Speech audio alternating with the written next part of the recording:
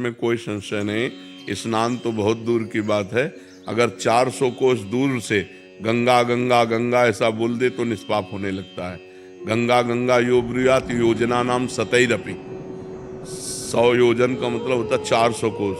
400 कोस दूर से अगर गंगा गंगा गंगा उच्चारण करे तो उसके पाप नष्ट होने लगते हैं।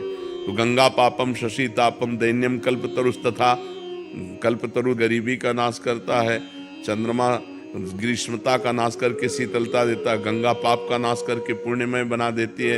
ये तो पक्का बात है कि गंगा स्नान से पाप नष्ट होते हैं, पर पाप की प्रवृत्ति नहीं,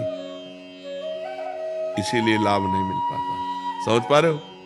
गंगा स्नान से पाप नष्ट होते हैं पर पाप की प्रवृत्ति नहीं।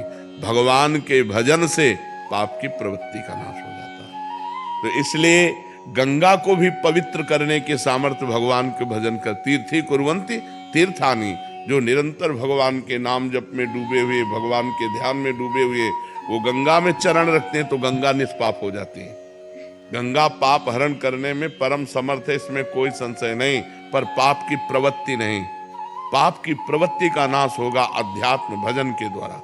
जब तक चित्त भगवान में नहीं जोड़ोगे तो गंगा नहा के आए और फिर पाप कर लिए तो लाभ क्या मिला? हाथी का स्नान, हाथी जैसे स्नान करके आया और सूंड में रज लिया, ऊपर डाल लिया, तो स्नान का मतलब क्या रहा? गंगा नहा के आए फिर पाप कर लिए, फिर गंगा नहाए फिर पाप कर लिए। तो वो बस वैसे ही है, स्नान किया और लौट गए धूल में, तो वो बस।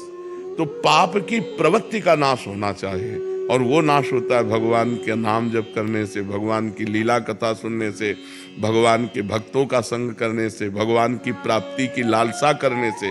और जहां पाप की प्रवृत्ति नष्ट हुई तो आप जहां भी हो गंगा के समान पवित्र हो, गंगा के समान पवित्र करने वाले हो। सात तरति सा लोकान तारयति मम भक्ति युक्तो भुवनम पुनातु। लोकों को पावन करने के सामर्थ्य रखता है वो महात्मा जो निरंतर अपने चित्त को भगवान में लगाए हुए है।